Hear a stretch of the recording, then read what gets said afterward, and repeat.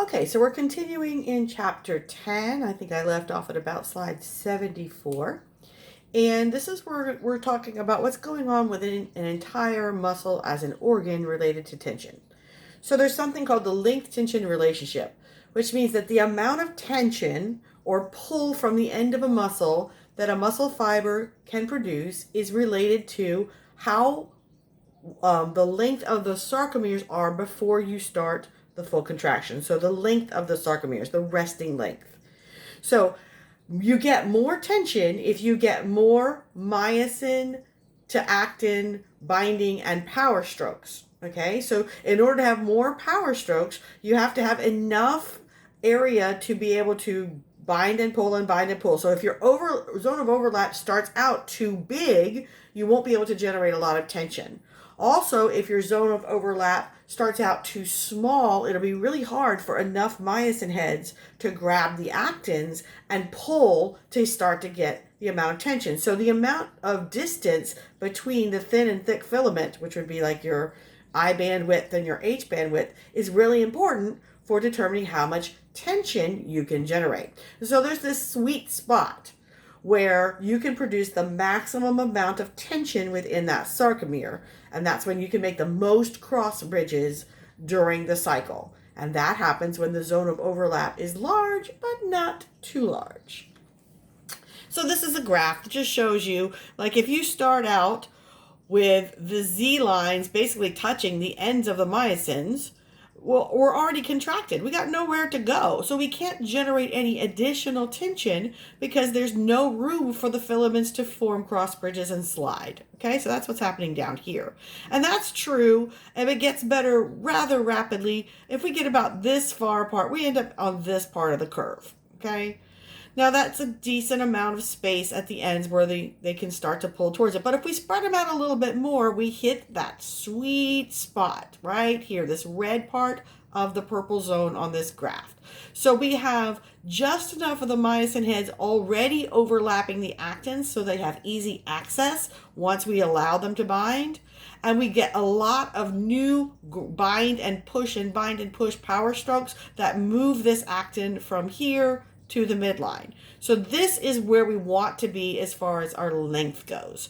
So this is the ideal length for maximum amount of tension. As you see, if we start pulling them apart too far, we only have one or two myosins that can even start the contraction process. So that immediately reduces the amount of tension we can produce. And then on the opposite end, if we totally disconnect the actins from the myosins, there's no way they can grab them and produce any tension. And notice we're back down to zero. So that's just what this length tension relationship is talking about. There's an ideal starting position before we start contracting the sarcomere that will give us the most bang for our buck.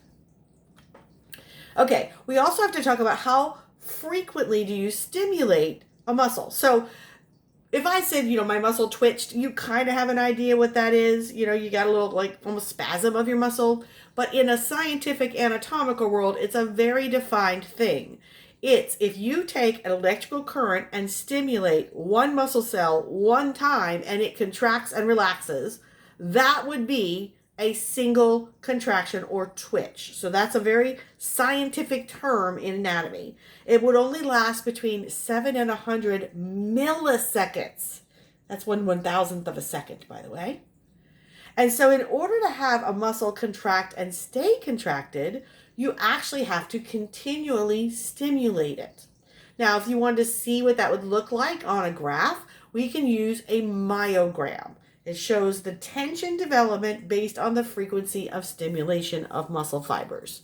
So there's three things that happen. As soon as you apply the electrical current, we have to go through all the steps that you would in your body that gets the current all the way down the sarcolemma, down the T-tubule to the sarcoplasmic reticulum, and opens up the calcium channels. Now, all of that is going to happen without you really seeing any change in the muscle length. You won't see any kind of contraction yet. So all of those events are called the latent period. It's everything from applying the stimulus to calcium coming out of the sarcoplasmic reticulum. Okay? Then we can start the contraction phase. So once the calcium is out, The troponin bouncers bind the calcium, move the tropomyosin, and now the myosin heads bind, form cross bridges, and push the actins towards the center. This is where we build the most tension during the contraction phase. And then in a twitch, we have to go through all the things that happen in a relaxation phase. So in the relaxation phase, we have to actively pump the calcium back into the sarcoplasmic reticulum. We have to have ATP around to cause the myosin heads to detach from the actins, and then we see the tension fall.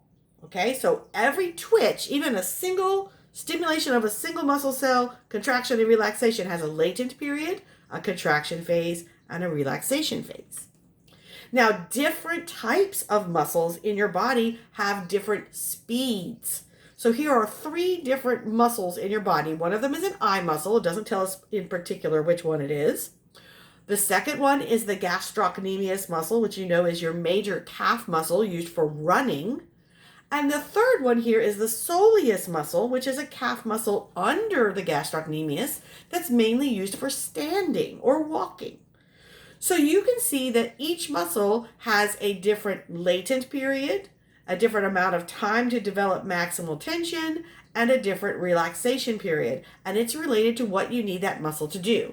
Eyes have to move very quickly. So they have to be able to develop tension and move the eye muscle to move the eyeball. And then they have to relax quickly.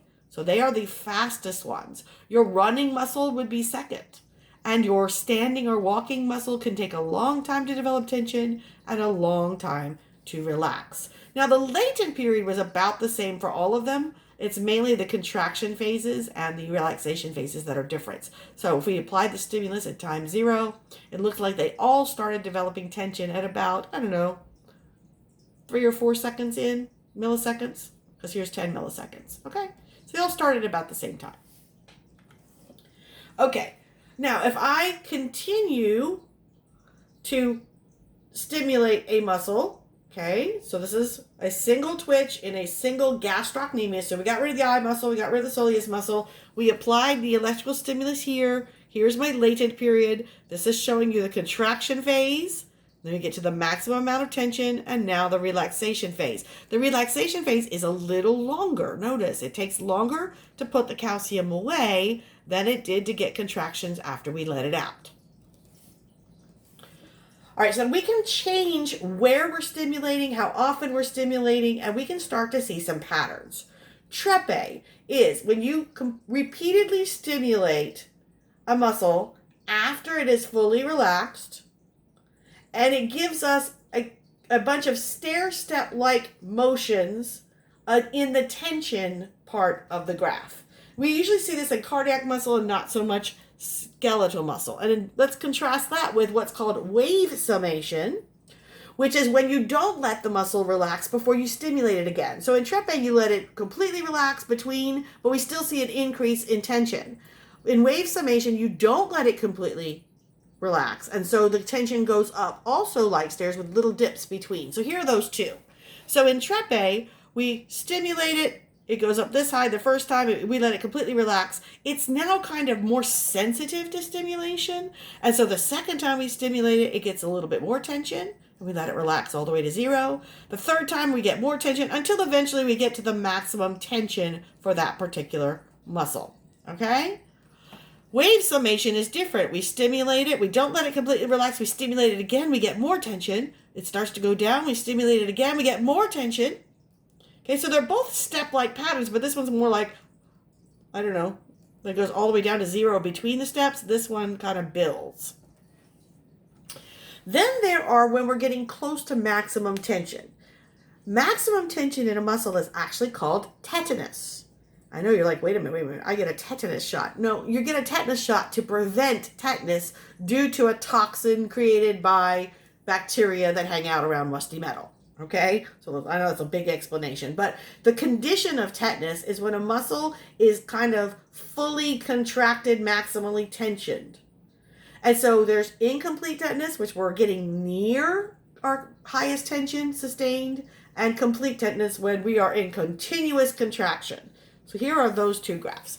incomplete tetanus, so up here is the maximum amount of tension this muscle can produce.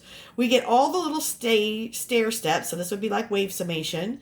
And then eventually we're not at maximum tension, but we're just kind of hanging out right here. So this is incomplete tetanus. We're not going to get any more tension, but we're not completely maxed out.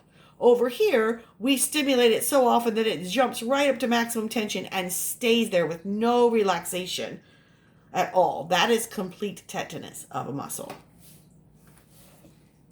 Okay, something else that affects the amount of tension is how many muscle fibers within the whole muscle organ are being told to contract at one time. So, one motor unit is the motor neuron that's headed to that part of the muscle and all of the individual muscle cells that one neuron controls. Now, when it comes to a motor unit, it's all or nothing.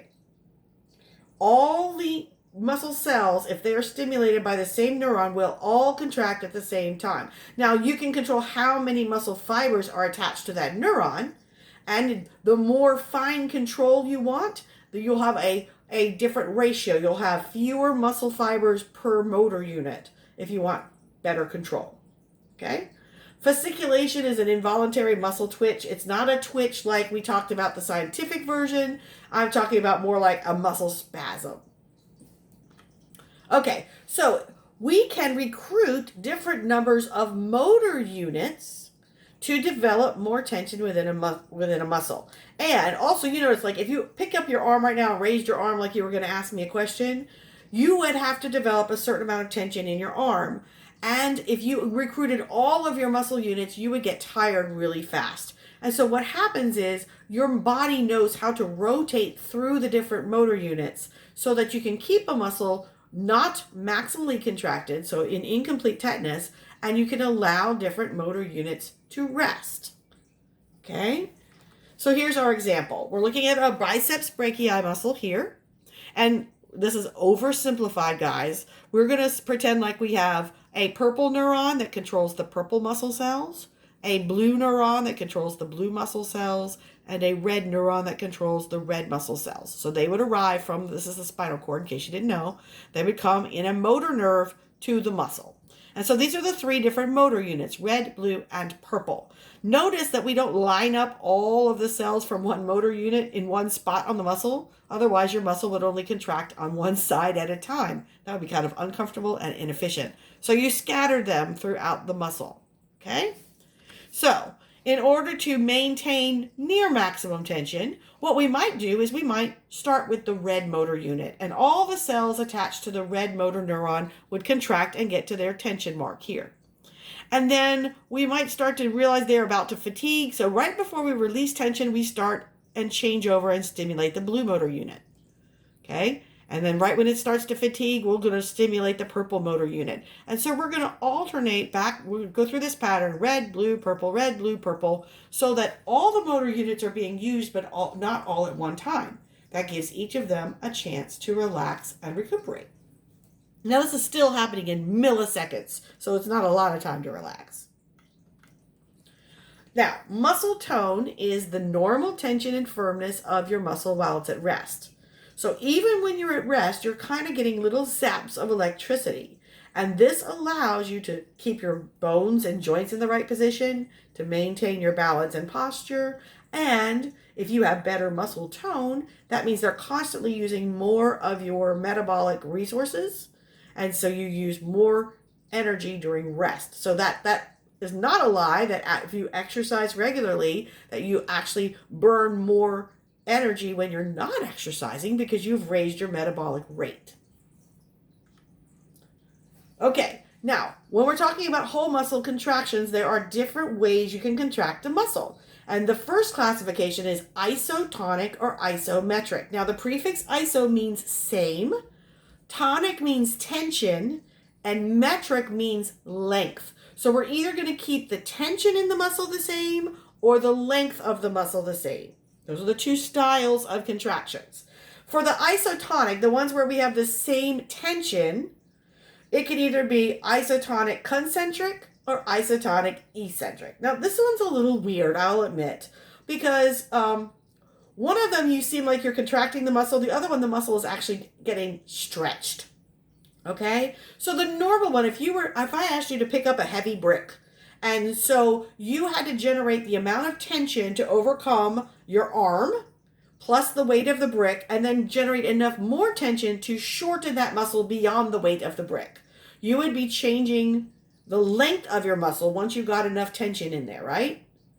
So your tension, once you overcome the weight of the brick and the weight of the arm, would not change, but the length would change, which would allow you to lift the brick.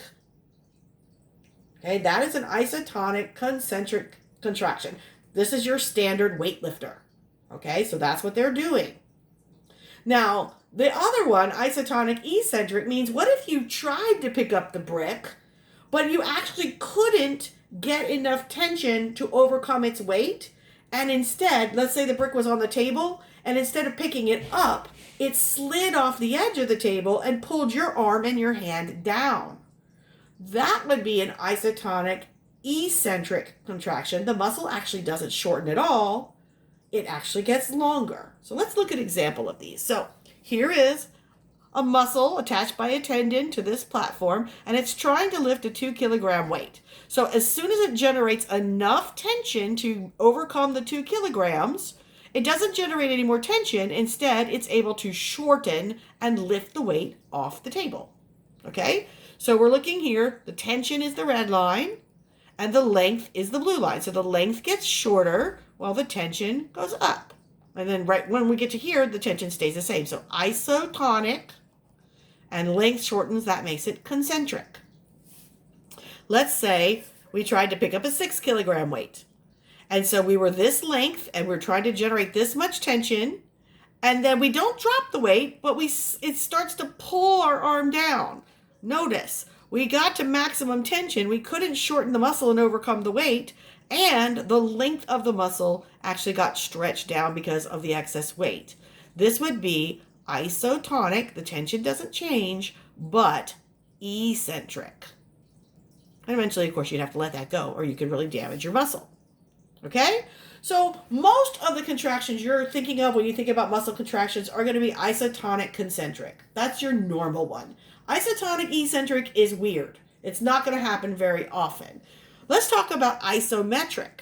So this time we're not going to change the length of the muscle. So we're not actually moving anything, but we're going to change the amount of tension inside the muscle. You're like, okay, how do you do that? Well, I bet you've done it probably lots of times, maybe today. So if you've ever gotten out of the shower and went over to the mirror and you put your arms up and you pumped up that bicep muscle and said, look at these guns, then once your arm is in the air and you're just tightening that muscle to make it bulge, you are performing an isometric contraction.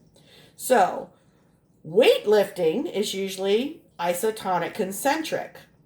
Posing for photos, if you're a weightlifter and you're just making your muscles stick out, is an isometric contraction.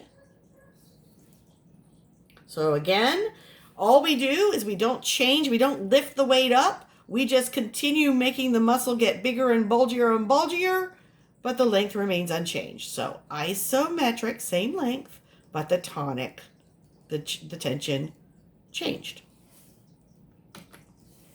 Last two things, load and speed of contraction. And this is kind of like Captain Obvious. The heavier something is, the longer it takes to lift it. Because the longer it takes to develop enough tension to exceed the load and then begin to shorten. So here we go. The bigger the load, the longer it takes to lift it. And also the shorter amount of time you can hold it. Again, Captain Obvious a bit. Okay, now after you're done contracting your muscle, how do we get back to our resting length? Well, there are three things that help our muscles get their individual sarcomeres and the whole muscle back to resting length. Number one, they have a lot of elastic tissues, so they are able to recoil. The tendons have recoil, and that helps pull the muscle back to its regular length. Also, you have some muscles that are in pairs called antagonists, like the biceps and triceps muscle. So after the biceps contracts, that's actually stretching the tricep muscle back to its length. And then when the tricep contracts, that stretches the bicep back to its length. Okay? And finally, gravity also helps us pull our muscles back to resting length. Okay, so I'm going to stop this video here and I will pick up with slide 100 in the next video.